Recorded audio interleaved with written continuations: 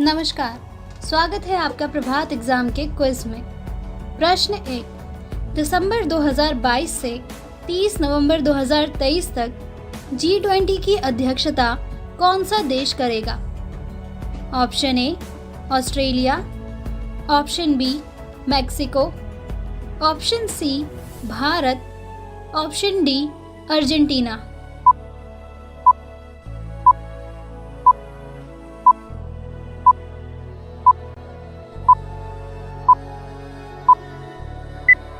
इस प्रश्न का सही उत्तर है ऑप्शन सी। व्याख्या: भारत 1 दिसंबर 2022 से 30 नवंबर 2023 तक G20 की अध्यक्षता करेगा और साल 2023 में 18वें G20 शिखर सम्मेलन की मेजबानी भी करेगा। प्रश्न 2। IMF में कार्यकारी निदेशक के रूप में किसे नियुक्त किया गया है? Option A Arvind Subramanian, option B Krishnamurthy Subramanian, option C Surjit Bhalla, option D इनमें से कोई नहीं।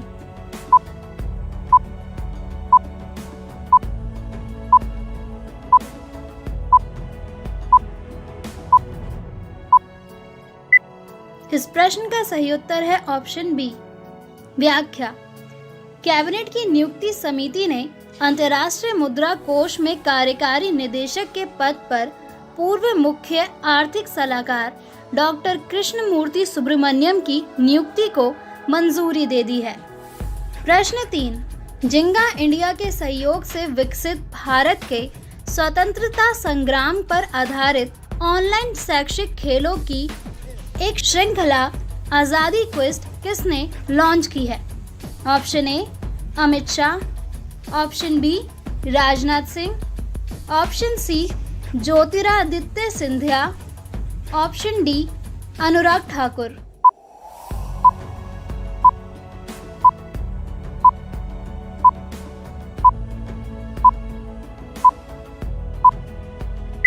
इस प्रश्न का सही उत्तर है ऑप्शन डी।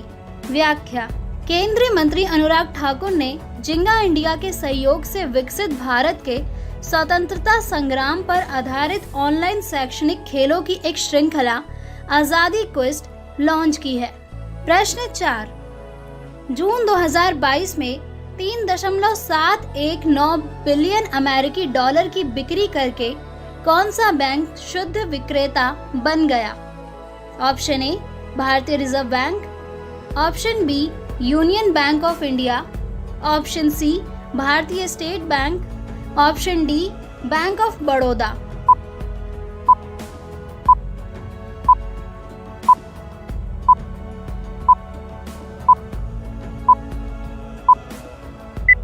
इस प्रश्न का सही उत्तर है ऑप्शन ए। व्याख्या: केंद्र बैंक के आंकड़ों से पता चलता है कि भारतीय रिजर्व बैंक जून में अमेरिकी मुद्रा का शुद्ध विक्रेता बन गया, जब उसने शुद्ध आधार पर 3.719 बिलियन अमेरिकी डॉलर की बिक्री की। प्रश्न 5। फरीदाबाद में भारत के सबसे बड़े निजी अस्पताल का उद्घाटन किसने किया? ऑप्शन ए मुख्यमंत्री मनोहर लाल खट्टर, ऑप्शन बी प्रधानमंत्री नरेंद्र मोदी, ऑप्शन सी राष्ट्रपति द्रौपदी मुर्मू, ऑप्शन डी इनमें से कोई नहीं।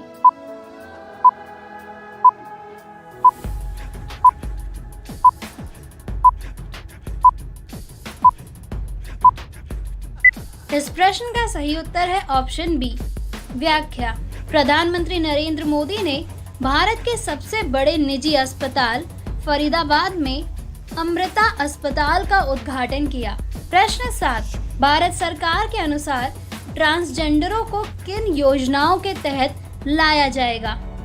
ऑप्शन ए आयुष्मान भारत प्रधानमंत्री जन आरोग्य योजना, ऑप्शन बी प्रधानमंत्री मुद्रा योजना, ऑप्शन सी अटल पेंशन योजना, ऑप्शन डी प्रधानमंत्री जन धन योजना।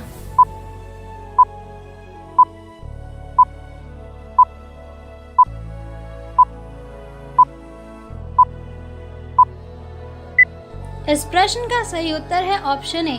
व्याख्या: भारत सरकार के अनुसार ट्रांसजेंडरों को आयुष्मान भारत प्रधानमंत्री जन आरोग्य योजना यानी ABPMJAY के दायरे में लाया जाएगा। प्रश्न 7, केंद्र योजना के तहत पाम तेल की खेती के विकास और प्रचार के लिए किस कंपनी ने असम, मणिपुर और त्रिपुरा सरकारों के साथ समझौता ज्ञापन पर हस्ताक्षर किए हैं? Option A Vinsol oil company, option B Dabur limited, option C Patanjali Ayurved, option D Godrej Agrovet.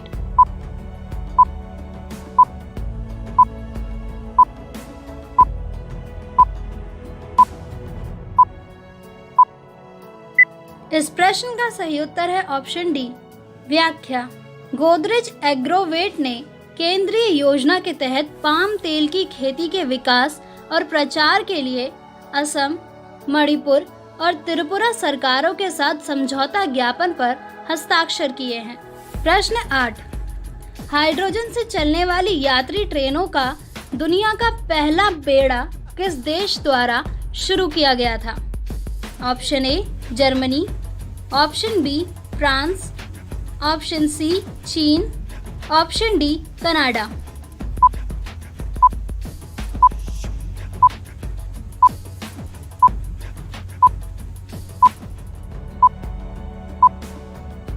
इस प्रश्न का सही उत्तर है ऑप्शन ए। व्याख्या, जर्मनी ने हाइड्रोजन से चलने वाली यात्री ट्रेनों का अपना पहला बेड़ा यह दावा करते हुए लॉन्च किया कि वे दुनिया में अपनी तरह की पहली ट्रेन है।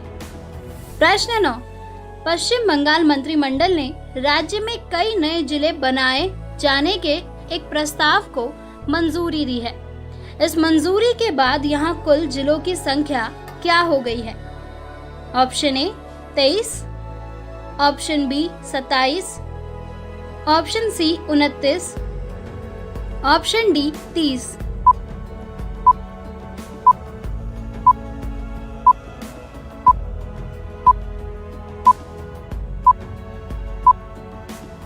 इस प्रश्न का सही उत्तर है ऑप्शन डी। व्याख्या, पश्चिम बंगाल मंत्रिमंडल ने राज्य में 7 नए जिले बनाए जाने के एक प्रस्ताव को मंजूरी दी है। पश्चिम बंगाल की मुख्यमंत्री ममता बनर्जी ने 1 अगस्त को इसकी घोषणा की थी। नए 7 जिलों के साथ राज्य में कुल 30 जिले हो गए हैं। प्रश्न 10, भारतीय प्रतिस्पर्धा आयोग यानी CCI के संबंध में निम्नलिखित कथनों पर विचार कीजिए। नंबर 1, CCI एक अर्ध न्यायिक निकाय है। नंबर 2, CCI में एक अध्यक्ष और 6 सदस्य केंद्र सरकार द्वारा नियुक्त किए जाते हैं। उपयुक्त कथनों में से कौन सा सही है? ऑप्शन ए केवल 1, ऑप्शन बी केवल 2, ऑप्शन सी 1 और 2 दोनों, ऑप्शन डी ना तो 1 और ना ही 2।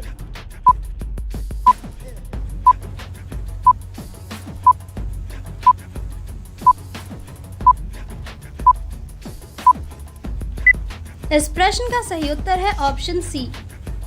व्याख्या, भारतीय प्रतिस्पर्धा आयोग एक संवैधानिक निकाय है जो प्रतिस्पर्धा अधिनियम 2002 के उद्देश्यों को लागू करने के लिए उत्तरदायी है। इसका विधिवत गठन मार्च 2009 में किया गया था। आयोग एक अर्ध न्यायिक निकाय है जो संवैधानिक प्राधिकरणों को परामर्श देने के साथ साथ अन्य मामलों को भी संबोधित करता है। आयोग में एक अध्यक्ष और 6 सदस्य होते हैं जिन्हें केंद्र सरकार द्वारा नियुक्त किया जाता है। अध्यक्ष और अन्य सदस्य पूर्णकालिक सदस्य होंगे। नमस्कार, स्वागत है आपका प्रभात एग्जाम के क्विज में। प्रश्न 1, पैदल चलने वालों और साइकिल चालकों के लिए 300 मीटर लंबे अटल ब्रिज का उद्घाटन किस शहर में किया गया है? Option A Mumbai, option B Ahmedabad, option C Kolkata, option D इनमें से कोई नहीं।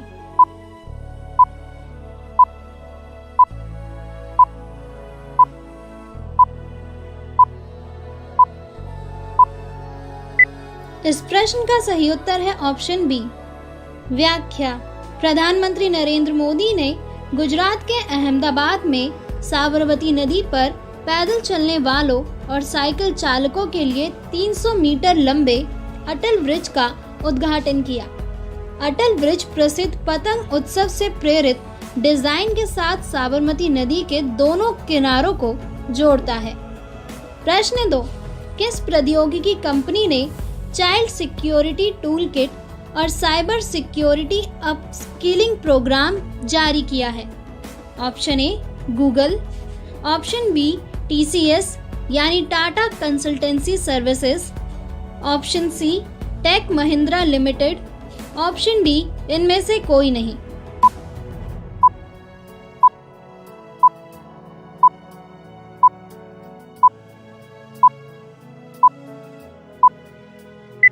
इस प्रश्न का सही उत्तर है ऑप्शन ए। व्याख्या, गूगल ने safer with Google initiative event के दूसरे संस्करण में कई बड़ी घोषणाएं की हैं। उनमें से कुछ देश भर में लगभग 1 लाख डेवलपर्स, IT और स्टार्टअप पेशेवरों के लिए चाइल्ड सेफ्टी टूल किट और साइबर सिक्योरिटी अपस्किलिंग प्रोग्राम है। कंपनी लगभग 1 लाख डेवलपर्स, IT और स्टार्टअप पेशेवरों तक पहुंचने के लक्ष्य के साथ इस कार्यक्रम के तहत हाइब्रिड साइबर सुरक्षा रोड शो आयोजित करेगी। प्रश्न 3, भारत का पहला 3D प्रिंटिंग पोस्ट ऑफिस कहां बनाया जा रहा है?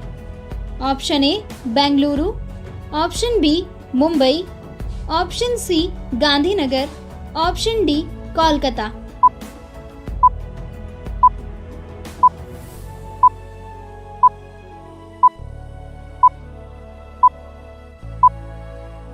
इस प्रश्न का सही उत्तर है ऑप्शन ए। व्याख्या, बेंगलुरु कर्नाटक में भारत का पहला 3D प्रिंटिंग डाकघर होगा। 3 मंजिला 3D प्रिंटिंग इमारत हलासुरु क्षेत्र में कैम्ब्रिज लेआउट में स्थित होगा। प्रश्न 4, भारत सरकार द्वारा प्रस्तावित नदियों के सतत विकास के नए मॉडल का नाम क्या है? ऑप्शन ए अर्थगंगा, option B Namami Gange, option C नदी जोड़ो, ऑप्शन डी स्वच्छ गंगा।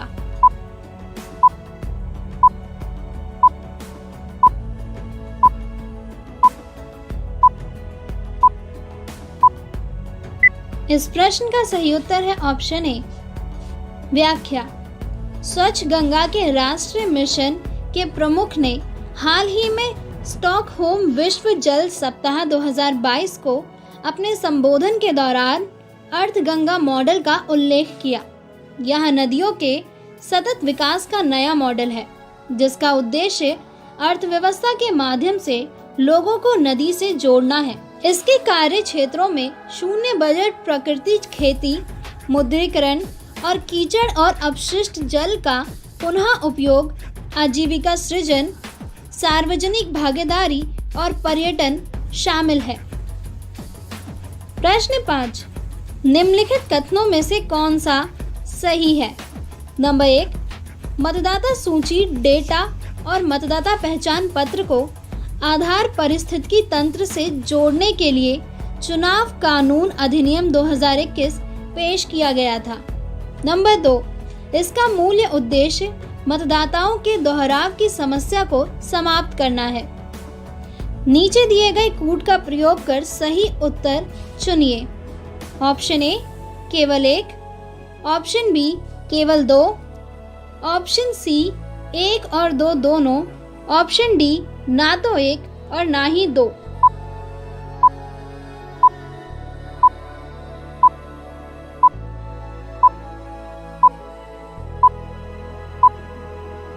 इस प्रश्न का सही उत्तर है ऑप्शन सी।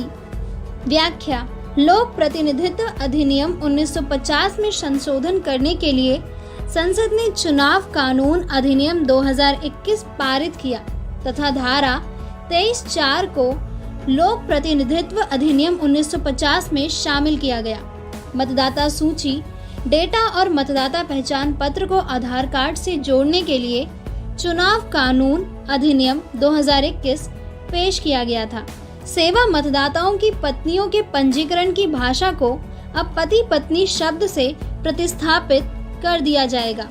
इसका मूल उद्देश्य मतदाताओं के दोहराव की समस्या को समाप्त करना है, जैसे कि प्रवासी श्रमिक जो विभिन्न निर्वाचन क्षेत्रों में मतदाता सूची में एक से अधिक बार पंजीकृत हो जाते हैं या एक ही निर्वाचन क्षेत्र में कई बार पंजीकृत व्यक्तियों के लिए यह संशोधन किया जाएगा।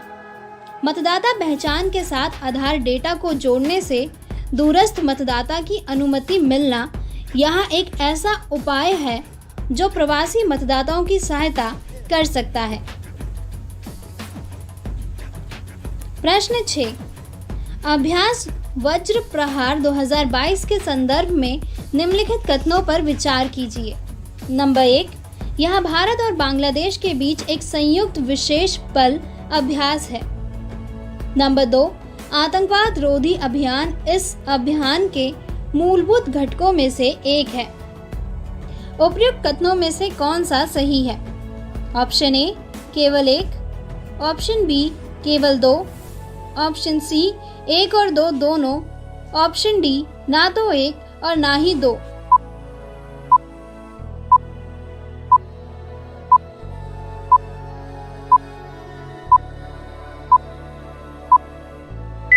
इस प्रश्न का सही उत्तर है ऑप्शन बी। व्याख्या, हाल ही में भारत अमेरिका संयुक्त विशेष बलों ने अभ्यास वज्र प्रहार 2022 के 13वें संस्करण का आयोजन बकलो यानी हिमाचल प्रदेश में किया। वज्र प्रहार 2022 वार्षिक अभ्यास का 13वां संस्करण है। इस संयुक्त अभ्यास का मुख्य उद्देश्य संयुक्त मिशन योजना और परिचालन रणनीति जैसे क्षेत्रों में सर्वोत्तम प्रथाओं और अनुभवों को साझा करना है। दोनों देशों के विशेष बलों को संयुक्त राष्ट्र चार्टर के तहत एक संयुक्त वातावरण में हवाई संचालन, विशेष संचालन और आतंकवाद विरोधी अभियानों में परीक्षित करने का अवसर प्रदान किया। प्रश्न 7, निम्नलिखित पर विचार कीजिए। नंबर 1, डिजिटल पहचान यानी आधार। नंबर 2, बैंकों का राष्ट्रीयकरण। नंबर 3, क्षेत्रीय ग्रामीण बैंक यानी आरआरबी। उपयुक्त में से किसे भारत में वित्तीय समावेशन के लक्ष्य को प्राप्त करने के लिए उठाए गए मुख्य कदमों के रूप में माना जा सकता है?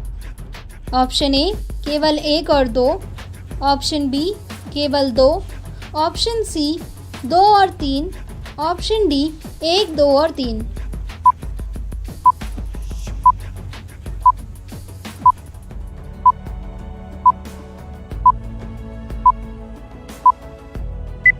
इस प्रश्न का सही उत्तर है ऑप्शन डी। व्याख्या, आधार ने गरीबों को एक सत्यापन योग्य पहचान प्रदान करके बैंक खाते खोलने की सुविधा प्रदान की है। इसने फिक्स और समाधान होने का दावा करके वित्तीय समावेशन के उद्देश्य से आकर्षित किया है। बैंकों के राष्ट्रीयकरण ने शाखाओं के विस्तार में मदद की और इस तरह अधिक से अधिक लोगों तक पहुंच बनाई। इसके अलावा कृषि, लघु उद्योगों और संबद्ध क्षेत्रों के ऋण वितरण में भी वृद्धि हुई है। क्षेत्रीय ग्रामीण बैंक अधिनियम 1976 के तहत क्षेत्रीय ग्रामीण बैंकों को सरकार द्वारा प्रायोजित क्षेत्र आधारित ग्रामीण ऋण देने वाली संस्थाओं के रूप में स्थापित किया गया था। क्षेत्रीय ग्रामीण बैंकों को स्थानीय अभिविन्यास और सहकारी समितियों की लघु स्तरीय ऋण संस्कृति और वाणिज्यिक बैंकों की व्यावसायिक संस्कृति के संयोजन के रूप में हाइब्रिड माइक्रो बैंकिंग संस्थानों के रूप में चिन्हित किया गया था। प्रश्न 8, जूता और चमड़ा उत्पादन नीति 2022 लॉन्च करने वाला भारत का पहला राज्य कौन सा है? Option A Uttar Pradesh, option B Madhya Pradesh, option C Haryana, option D Tamil Nadu.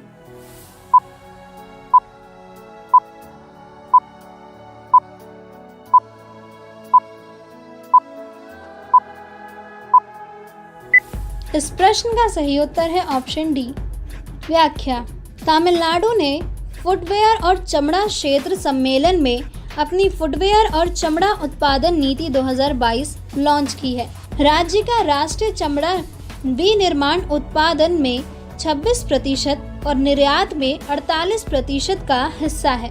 प्रश्न 9, हाल ही में भारत ने कब तक शुद्ध शून्य उत्सर्जन का लक्ष्य हासिल करने की घोषणा की है? ऑप्शन ए वर्ष 2030 तक, ऑप्शन बी वर्ष 2045 तक, ऑप्शन सी वर्ष 2070 तक, ऑप्शन डी वर्ष 2060 तक।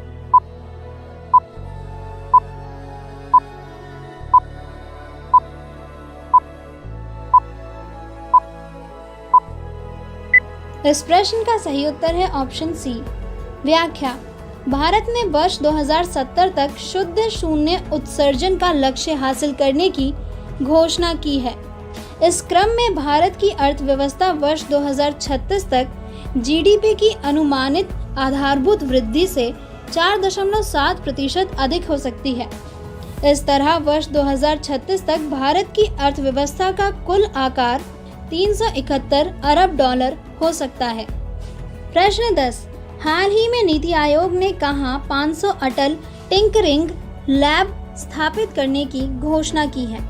Option A Jammu Kashmir, option B Rajasthan, option C New Delhi, option D इनमें से कोई नहीं।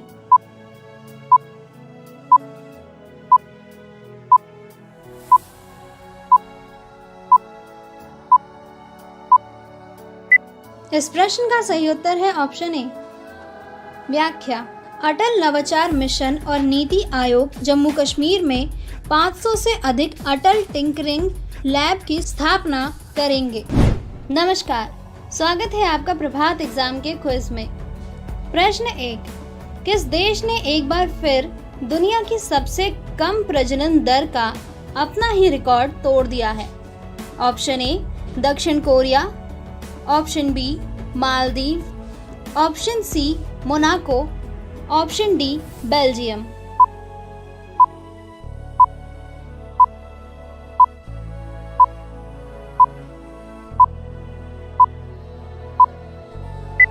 इस प्रश्न का सही उत्तर है ऑप्शन ए। व्याख्या, दक्षिण कोरिया ने एक बार फिर दुनिया के सबसे कम प्रजनन दर का अपना ही रिकॉर्ड तोड़ दिया है। इस साल देश की प्रजनन दर 0.81 रह गई। विशेषज्ञों का अनुमान है कि इस साल प्रजनन 0.8 से नीचे आ सकती है। प्रश्न 2, किस कंपनी ने भारत में साइबर सुरक्षा शोधकर्ताओं और डेवलपर्स को अपस्किल करने के लिए एक अभियान की घोषणा की है? Option A Adobe, option B Google, option C Microsoft, option D Apple.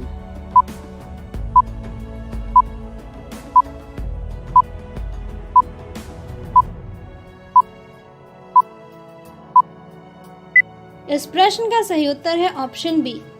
व्याख्या, गूगल ने भारत में साइबर सुरक्षा शोधकर्ताओं और डेवलपर्स को अपस्किल करने के लिए एक अभियान की घोषणा की है। प्रश्न 3, कमीशनिंग के साथ 119 से अधिक वर्षों के अंतराल के बाद अपना दूसरा रेलवे स्टेशन किसने प्राप्त किया? Option A Sikkim, option B Tripura, option C Assam, option D Nagaland.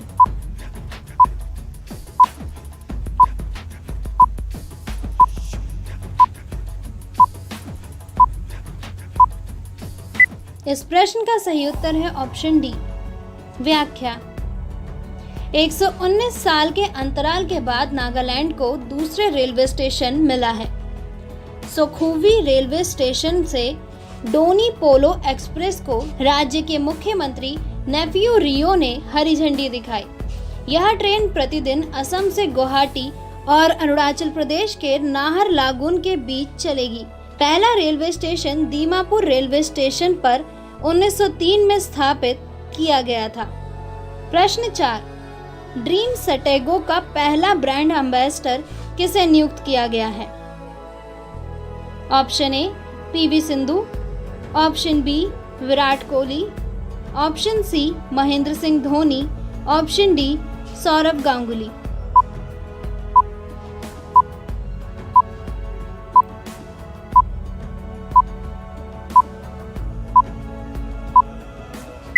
इस प्रश्न का सही उत्तर है ऑप्शन डी। व्याख्या।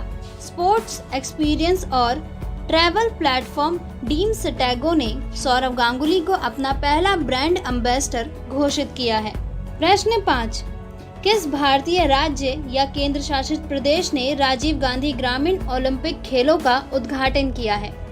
Option A New Delhi, option B Madhya Pradesh, option C Rajasthan, option D इनमें से कोई नहीं।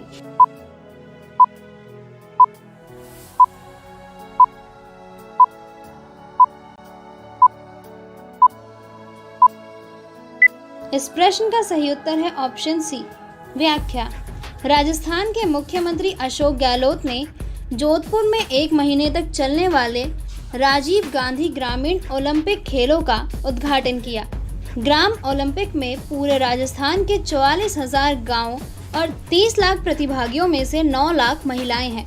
इन खेलों में volleyball, hockey, tennis ball, cricket और खो खो शामिल है। प्रश्न 6। भारत में लुसाने डायमंड लीग का खिताब किसने जीता? Option A Arshad Nadeem, option B Neeraj Chopra, option C Shericka Jackson, option D Sunil Chhetri.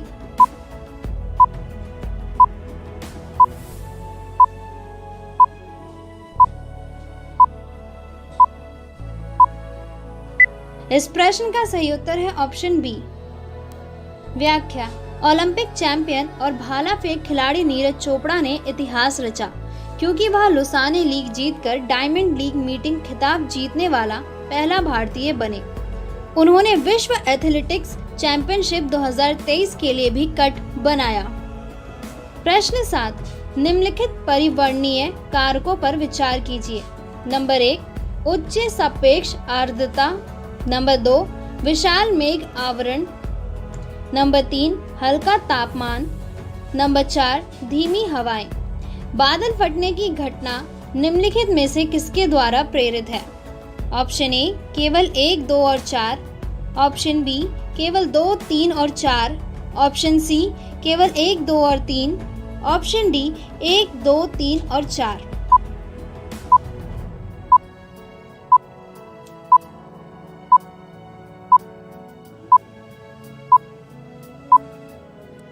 इस प्रश्न का सही उत्तर है ऑप्शन डी। व्याख्या। बादल फटना छोटी अवधि की एक छोटे से क्षेत्र में तीव्र वर्षा की घटना है। यह लगभग 20 से 30 वर्ग किलोमीटर के भौगोलिक क्षेत्र में 100 मिलीमीटर प्रति घंटे से अधिक अप्रत्याशित वर्षा के साथ एक मौसम की घटना है। उच्च सापेक्षण आर्द्रता और उच्च बादल कवर, साथ ही कम तापमान और धीमी हवाओं के कारण घनीभूत हो सकती है, जिसके परिणाम स्वरूप बादल फट सकते हैं। प्रश्न 8। महिला पुलिस का 10वां राष्ट्रीय सम्मेलन हाल ही में कहां आयोजित किया गया था? Option A Indore, option B Dehradun, option C Jaipur, option D Shimla.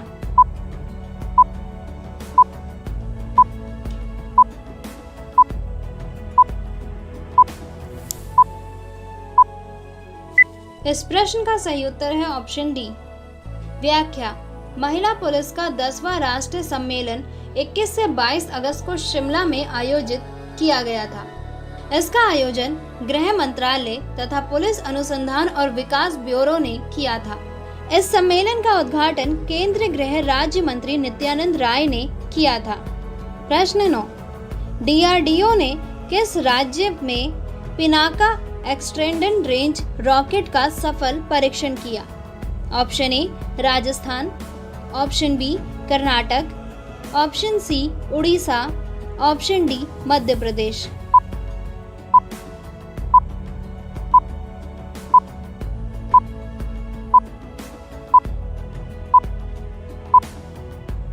इस प्रश्न का सही उत्तर है ऑप्शन ए। व्याख्या। पिनाका एक्सटेंडेड रेंज रॉकेट परीक्षण राजस्थान के पोखरण से दागा गया। प्रश्न 10। हाल ही में जारी की गई NCRB की रिपोर्ट के अनुसार आत्महत्या के मामले में कौन सा राज्य शीर्ष पर रहा है? Option A Uttar Pradesh, option B Haryana, option C Maharashtra, option D Rajasthan.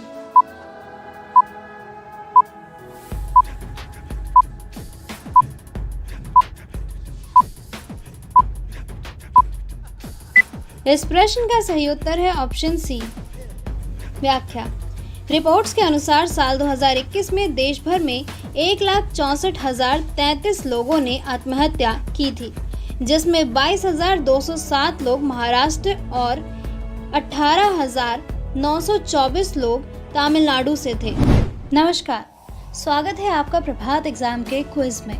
प्रश्न 1, अल्पसंख्यक समूहों के शिक्षण संस्थानों की स्थापना और प्रशासन का अधिकार भारतीय संविधान के किस अनुच्छेद में निहित है? ऑप्शन ए अनुच्छेद 30, ऑप्शन बी अनुच्छेद 29, ऑप्शन सी अनुच्छेद 28, ऑप्शन डी अनुच्छेद 27।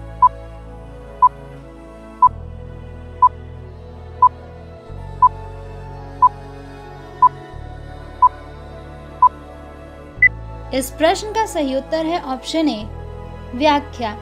सभी धर्म और भाषाई अल्पसंख्यकों को अपनी पसंद के शिक्षण संस्थानों की स्थापना और प्रशासन का अधिकार है। राज्य शिक्षण संस्थानों को सहायता प्रदान करते समय किसी भी शैक्षणिक संस्थान के खिलाफ इस आधार पर भेदभाव नहीं करेगा कि उसका प्रबंधन अल्पसंख्यक कर रहा है, चाहे वह किसी भी धर्म या भाषा पर आधारित हो। प्रश्न 2, भारत और किस देश ने द्विपक्षीय रक्षा सहयोग को बढ़ावा देने के लिए 5 साल का रोड मैप तैयार करने के लिए एक टास्क फोर्स गठित करने का निर्णय लिया है? Option A Oman, option B Tanzania, option C Singapore, option D Bangladesh.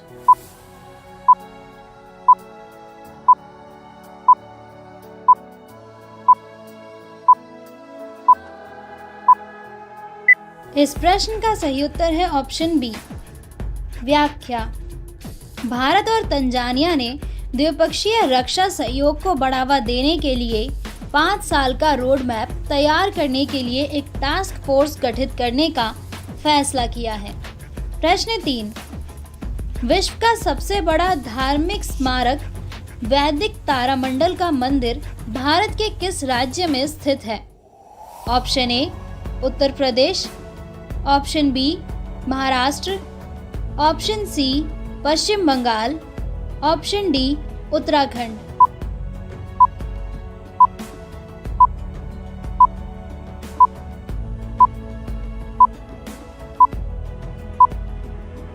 इस प्रश्न का सही उत्तर है ऑप्शन सी। व्याख्या। देश का सबसे बड़ा धार्मिक स्मारक पश्चिम बंगाल में वैदिक तारामंडल का मंदिर, जो इस्कॉन के मुख्यालय के रूप में काम करेगा, इसमें दुनिया का सबसे बड़ा गुंबद भी होगा। प्रश्न 4, मर्सरीज बैच इंडिया में जनवरी 2023 से एमडी और सीईओ के रूप में किसे नियुक्त किया गया है? Option A Raju Tripathi, option B Sandeep Bakshi, option C Vivek Singh, option D Santosh Iyer.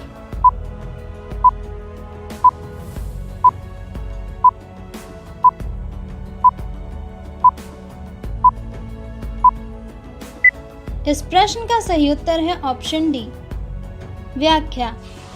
German luxury car निर्माता मर्सिडीज बेंज ने 1 जनवरी 2023 से संतोष अय्यर को भारतीय परिचालन के प्रबंधन निदेशक और एसईओ के रूप में नामित किया है।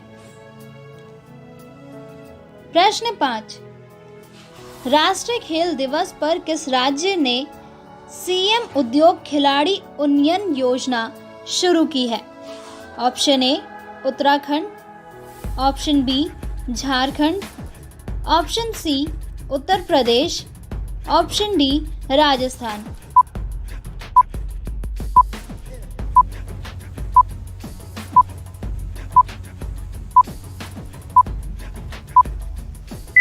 इस प्रश्न का सही उत्तर है ऑप्शन ए। व्याख्या। उत्तराखंड के मुख्यमंत्री पुष्कर सिंह धामी ने राष्ट्रीय खेल दिवस के उपलक्ष्य में एक कार्यक्रम में सीएम उद्योग खिलाड़ी उद्यन योजना का शुभारंभ किया। प्रश्न 6, किस शहर ने जैव विविधता को बचाने के लिए संयुक्त राष्ट्र सत्र की मेजबानी की?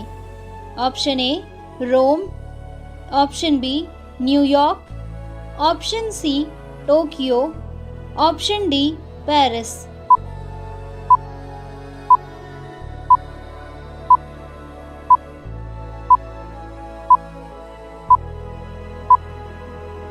इस प्रश्न का सही उत्तर है ऑप्शन बी। व्याख्या। न्यूयॉर्क में संयुक्त राष्ट्र मुख्यालय में जैव विविधता को बचाने के लिए संयुक्त राष्ट्र सत्र का आयोजन किया गया। प्रश्न 7। रुपए क्रेडिट कार्ड लॉन्च करने के लिए किस बैंक ने NPCI के साथ साझेदारी की है? Option A HDFC bank, option B Kotak Mahindra bank, option C ICICI bank, option D US bank.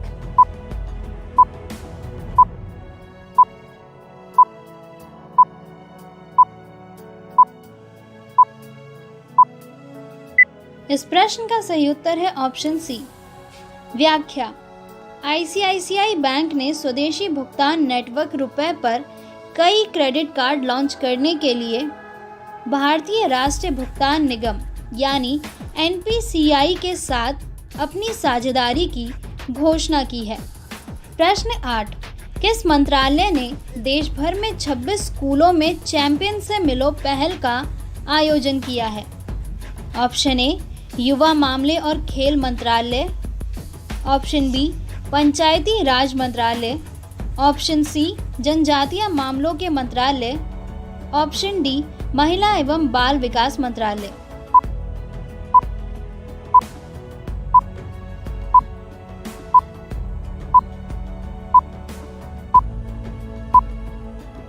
इस प्रश्न का सही उत्तर है ऑप्शन ए।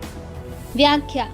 युवा मामले और खेल मंत्रालय ने राष्ट्रीय खेल दिवस के अवसर पर देश भर के 26 स्कूलों में चैंपियन से मिलो पहल का आयोजन किया है। प्रश्न 9। 2022 में G20 की अध्यक्षता किस देश के पास है?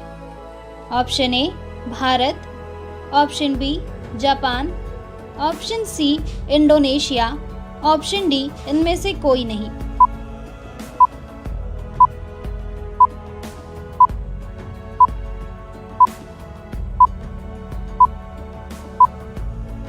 इस प्रश्न का सही उत्तर है ऑप्शन सी। व्याख्या। 20 देशों के समूह के पर्यावरण अधिकारियों ने जलवायु कार्रवाई और यूक्रेन में युद्ध के वैश्विक प्रभाव पर बातचीत के लिए इंडोनेशिया के बाली द्वीप में मुलाकात की। उन्होंने जलवायु परिवर्तन से लड़ने और विकासशील और विकसित देशों के बीच लक्ष्यों को सिंक्रोनाइज करने के लिए प्रत्येक G20 राष्ट्र के योगदान के कार्यान्वयन पर भी चर्चा की। प्रश्न 10। हाल ही में NSO डेटा के अनुसार इस वित्तीय वर्ष 2022-23 की पहली तिमाही यानी अप्रैल-जून में भारत की GDP विकास दर कितनी थी? Option A 13.8%, option B 13.6%, option C 13.9%, option D 13.5%।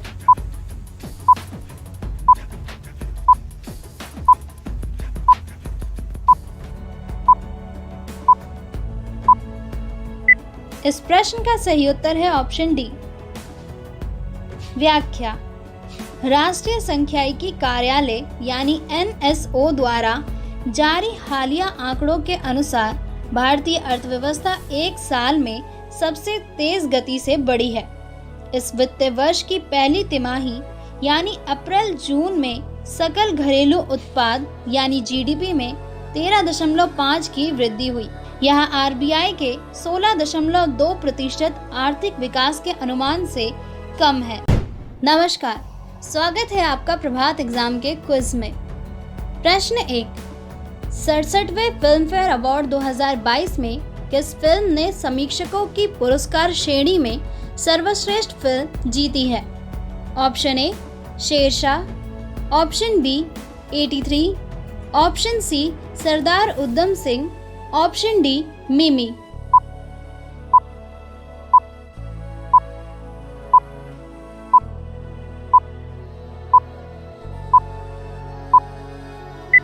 इस प्रश्न का सही उत्तर है ऑप्शन सी व्याख्या। सरदार उधम सिंह ने 67वें फिल्म फेयर अवार्ड 2022 में समीक्षकों की श्रेणी में सर्वश्रेष्ठ फिल्म का पुरस्कार जीता है। प्रश्न 2, 65वें राष्ट्रमंडल संसदीय संघ सम्मेलन में CPA के अंतर्राष्ट्रीय कोष अध्यक्ष के रूप में किसे चुना गया है? Option A Hem Agarwal, option B Prabal Bansali, option C Shikhar Gupta, option D Anurag Sharma.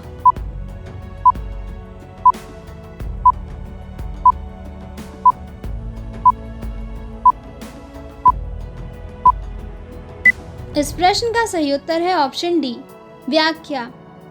Anurag Sharma को कनाडा के हैलीफैक्स में 65वें राष्ट्रीय संसदीय संघ सम्मेलन में संसदीय संघ सम्मेलन यानी CPA के अंतर्राष्ट्रीय कोष अध्यक्ष के रूप में चुना गया है। प्रश्न 3, कौन सा संगठन एक नई धोखाधड़ी रजिस्ट्री पर काम कर रहा है जो स्मैकर्स को ब्लैकलिस्ट करने के लिए रिपोर्टिंग तंत्र है? ऑप्शन ए भारतीय reserve bank, option B CDB, option C भारतीय वरिष्ठ पहचान प्राधिकरण, ऑप्शन डी सेबी।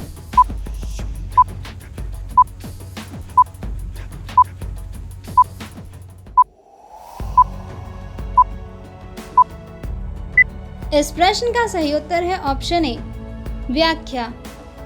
भारतीय रिजर्व बैंक एक नई धोखाधड़ी रजिस्ट्री पर काम कर रहा है जिसके तहत बैंकों द्वारा धोखाधड़ी करने वालों पर RBI के साथ साझा किया गया डेटा नियामक को ऐसे कॉल करने वालों को ब्लैकलिस्ट करने में सक्षम करेगा।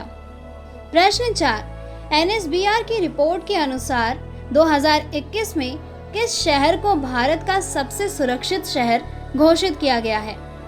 Option A Bangalore, option B Mumbai, option C Pune, option D Kolkata.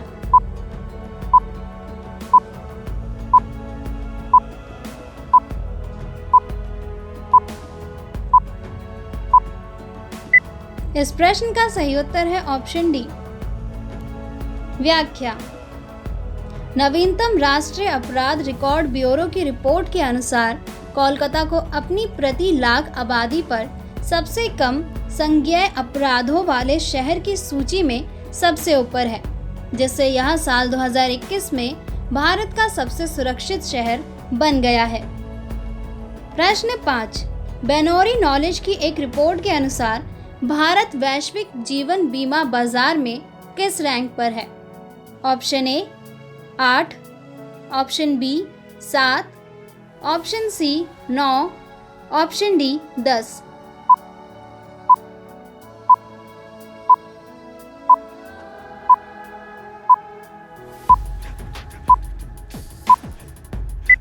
इस प्रश्न का सही उत्तर है ऑप्शन डी व्याख्या।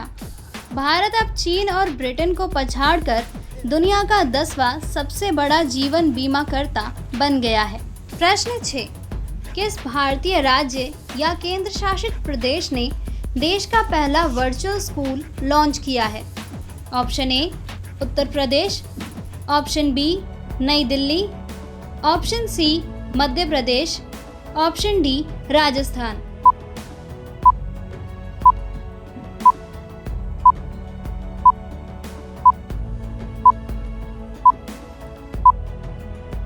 इस प्रश्न का सही उत्तर है ऑप्शन डी व्याख्या।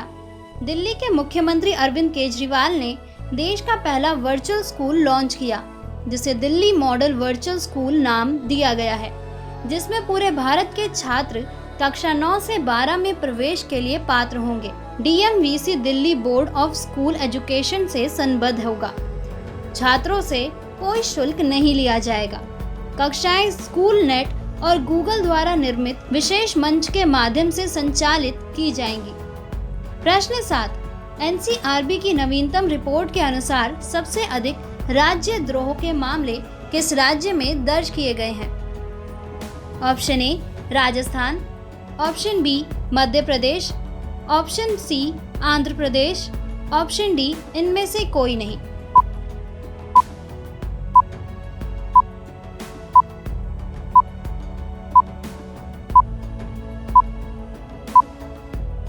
इस प्रश्न का सही उत्तर है ऑप्शन सी।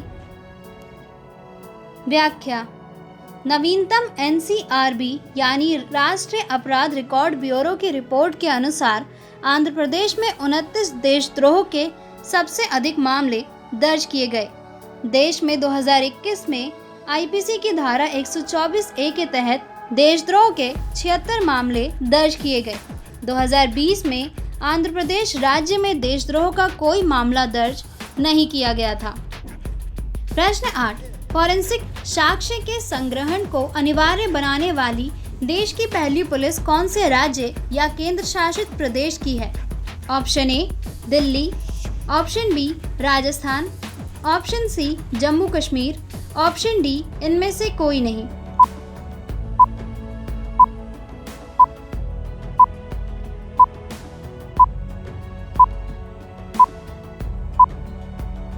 इस प्रश्न का सही उत्तर है ऑप्शन ए।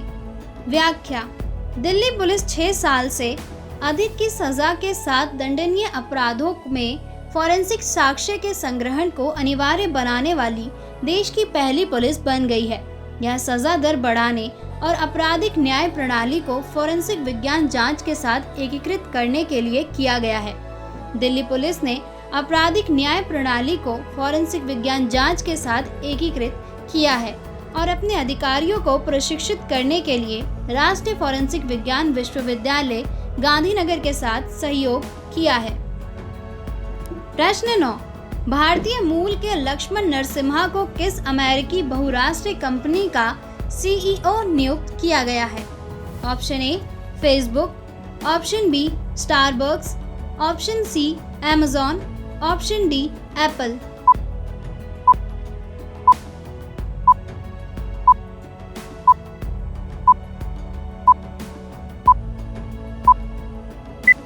इस प्रश्न का सही उत्तर है ऑप्शन बी। व्याख्या: स्टारबक्स ने भारतीय मूल के लक्ष्मण नरसिम्हा को कंपनी का नया मुख्य कार्यकारी अधिकारी नियुक्त करने की घोषणा की है। वैश्विक भारतीय CEO की लीग में अब लक्ष्मण नरसिम्हा भी शामिल हो गए हैं। स्टारबक्स के पहले लक्ष्मण नरसिम्हा एक बहुराष्ट्रीय उपभोक्ता स्वास्थ्य, स्वच्छता और पोषण कंपनी रैकेट के मुख्य कार्यकारी अधिकारी थे।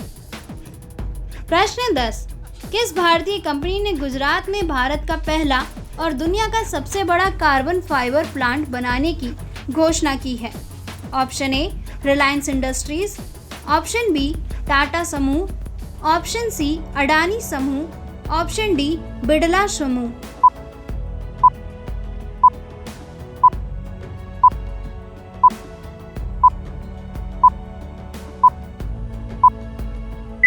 इस प्रश्न का सही उत्तर है ऑप्शन ए।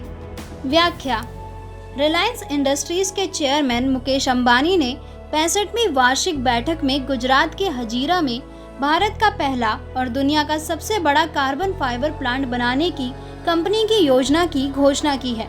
उद्योग जगत की ओर से भारत के पहले कार्बन संयंत्र का विकास उनके नए बिजनेस क्षेत्र को दर्शाता है। कार्बन फाइबर एक नए दौर का पदार्थ है जिसका उद्योग और ऑटोमोटिव क्षेत्र में कई उपयोगिता है। भारतीय खिलाड़ी कौन है? Option A Rohit Sharma, B Shikhar Dhawan, C Virat Kohli, D Bhuvneshwar Kumar.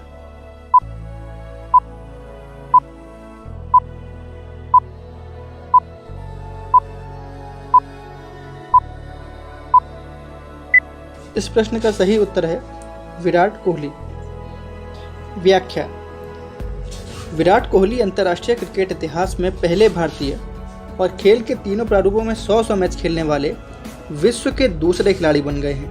अगस्त 2008 में अंतर्राष्ट्रीय क्रिकेट में पदार्पण करने के बाद से कोहली के नाम अब 102 टेस्ट, 262 वनडे और 100 T20 हैं। इस रिकॉर्ड के पहले खिलाड़ी न्यूजीलैंड के रॉस टेलर हैं जो हाल ही में रिटायर हुए हैं। प्रश्न 2, राष्ट्रीय औषधि मूल्य निर्धारण प्राधिकरण NPPA किस केंद्रीय मंत्रालय से जुड़ा हुआ है?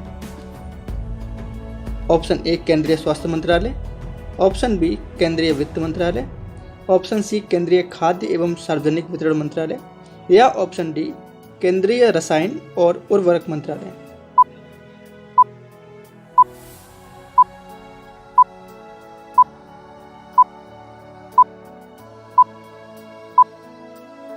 इस प्रश्न का सही उत्तर है ऑप्शन डी केंद्रीय रसायन और उर्वरक मंत्रालय।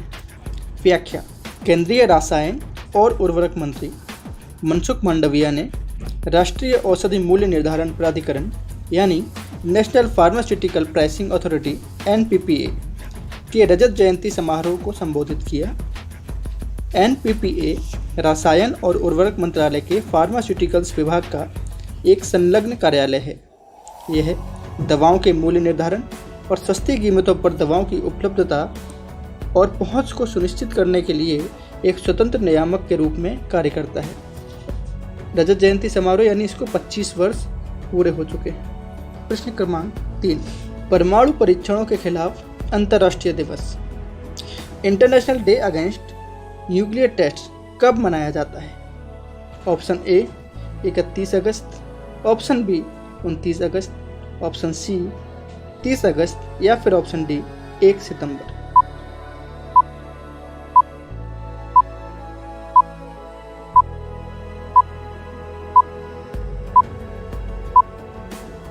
इस प्रश्न का सही उत्तर है बी 29 अगस्त। व्याख्या: संयुक्त राष्ट्र 29 अगस्त को परमाणु परीक्षणों के खिलाफ अंतर्राष्ट्रीय दिवस मनाता है। इसका उद्देश्य परमाणु हथियारों के परीक्षण के विनाशकारी प्रभावों के बारे में जागरूकता को बढ़ाना है। यह आयोजन विश्व सरकारों से परमाणु प्रसार को समाप्त करने और ऐसे परीक्षण को रोकने का आग्रह करता है। ट्रिनिटी नामक पहला परमाणु परीक्षण अमेरिका द्वारा 16 जुलाई 1945 को किया गया था। तो दुनिया का पहला परमाणु परीक्षण था, उसका नाम क्या था? उसका नाम था ट्रिनिटी। और ये किसके द्वारा किया गया था? अमेरिका के द्वारा। कब हुआ था? 16 जुलाई 1945 को। प्रश्न 4, सुमंग लीला किस राज्य या केंद्र शासित प्रदेश में आयोजित एक पारंपरिक त्योहार है?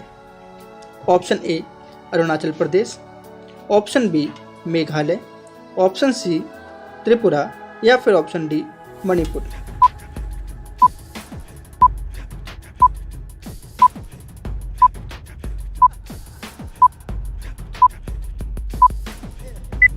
इस प्रश्न का सही उत्तर है ऑप्शन डी मणिपुर। व्याख्या: 50वां अखिल मणिपुर सुमंग लीला महोत्सव 2021-22 इम्फाल के इबोयामा सुमंग लीला सांगलेन में शुरू हुआ। इसके उद्घाटन समारोह में मणिपुर के राज्यपाल ला गणेशन और मुख्यमंत्री एन बीरेन सिंह शामिल हुए। सुमंग लीला मणिपुर में रंगमंच का एक पारंपरिक रूप है और महिला कलाकारों की भूमिकाएं सभी पुरुष अभिनेताओं द्वारा निभाई जाती हैं और पुरुष पात्रों को महिला कलाकारों द्वारा निभाया जाता है। प्रश्न 5, BWF विश्व चैंपियनशिप 2022 में पुरुष एकल का खिताब किसने जीता? Option A Kento Momota, option B Lee Zii Jia, option C Chen Long या फिर ऑप्शन डी विक्टर एक्सेलसन।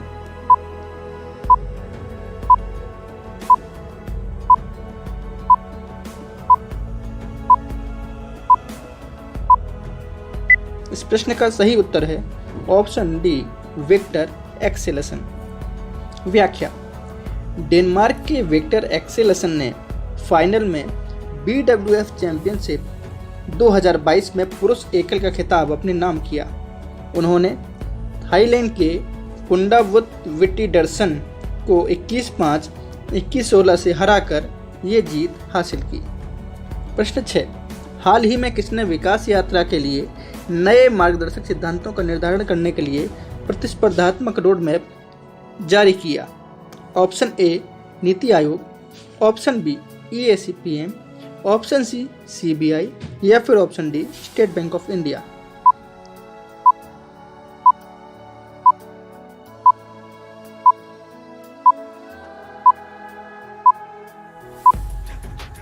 इस प्रश्न का सही उत्तर है ऑप्शन बी EAC-PM ने। व्याख्या: देश की विकास यात्रा के नए मार्गदर्शक सिद्धांतों का निर्धारण करने तथा भारत के विकास के लिए लक्षित लक्ष्यों को प्राप्त करने हेतु प्रधानमंत्री आर्थिक सलाहकार परिषद ने हाल ही में प्रतिस्पर्धात्मक रोड मैप जारी किया। EAC-PM का मतलब हुआ प्रधानमंत्री आर्थिक सलाहकार परिषद। प्रश्न 7, हाल ही में किस निजी दूरसंचार कंपनी ने जल्द ही दिल्ली, मुंबई, कोलकाता और चेन्नई में बहुप्रतीक्षित 5G सेवा की शुरुआत करने की घोषणा की? इसके ऑप्शंस हैं option A Jio, option B Airtel, option C BSNL या फिर ऑप्शन डी MTNL।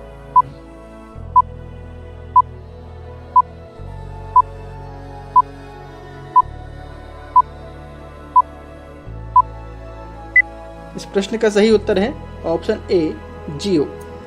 व्याख्या: जियो, जो कि निजी दूरसंचार क्षेत्र की सबसे बड़ी कंपनी है, ने हाल ही में घोषणा की कि वो इसी वर्ष से दिल्ली, मुंबई, कोलकाता और चेन्नई में बहुप्रतीक्षित 5G सेवा की शुरुआत करेगी।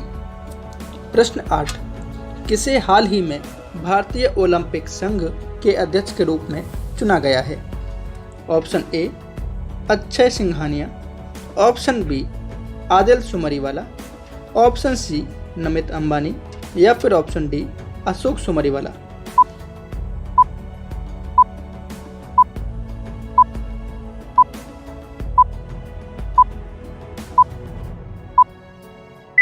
इस प्रश्न का सही उत्तर है ऑप्शन बी आदिल सुमरीवाला। व्याख्या: आदिल सुमरीवाला को भारतीय ओलंपिक संघ इंडियन ओलंपिक एसोसिएशन के अध्यक्ष के रूप में चुना गया है। प्रश्न 9, उत्तराखंड के किस जिले को नीति आयोग ने आकांक्षी जिलों में प्रथम घोषित किया है? Option A Nainital, option B Haridwar, option C Bageshwar या फिर ऑप्शन डी रुद्रप्रयाग।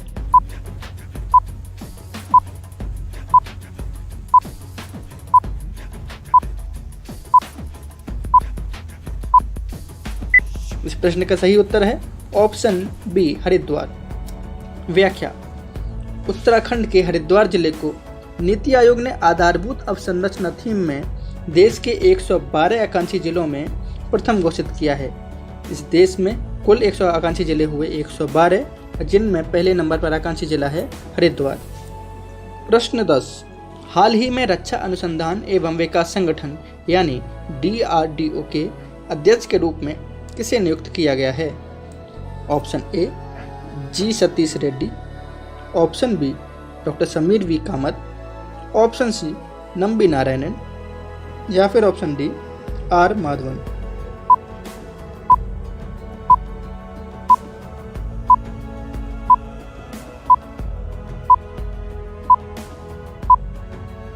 इस प्रश्न का सही उत्तर है option B doctor Sameer V Kamat.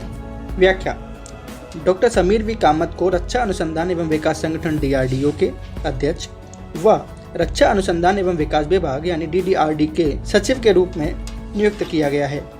वे G सतीश रेड्डी का स्थान लेंगे, जिनको रक्षा मंत्रालय का सलाहकार नियुक्त किया गया है। समीर V कामत इसके DRDO और DDRD के अध्यक्ष और सचिव के नाते काम करेंगे। G सतीश रेड्डी जो अभी तक DRDO के अध्यक्ष थे, वो रक्षा मंत्रालय के सलाहकार नियुक्त किए गए हैं। तो दोस्तों, ये था हमारा आज का क्विज। अगर आप हमारे चैनल पर पहली बार आए हैं तो हमारे चैनल को लाइक करें, सब्सक्राइब करें, और अगर ये क्विज आपको अपने लिए बेनिफिशियरी लग रहा है, लाभदायक लग रहा है, आपकी तैयारी में कुछ सहायता कर रहा है, तो इसको अपने दोस्तों के साथ भी शेयर करें। शिक्षा बांटने से ही बढ़ती है। मिलते हैं कल फिर एक नए क्विज के साथ। तब तक के लिए नमस्कार।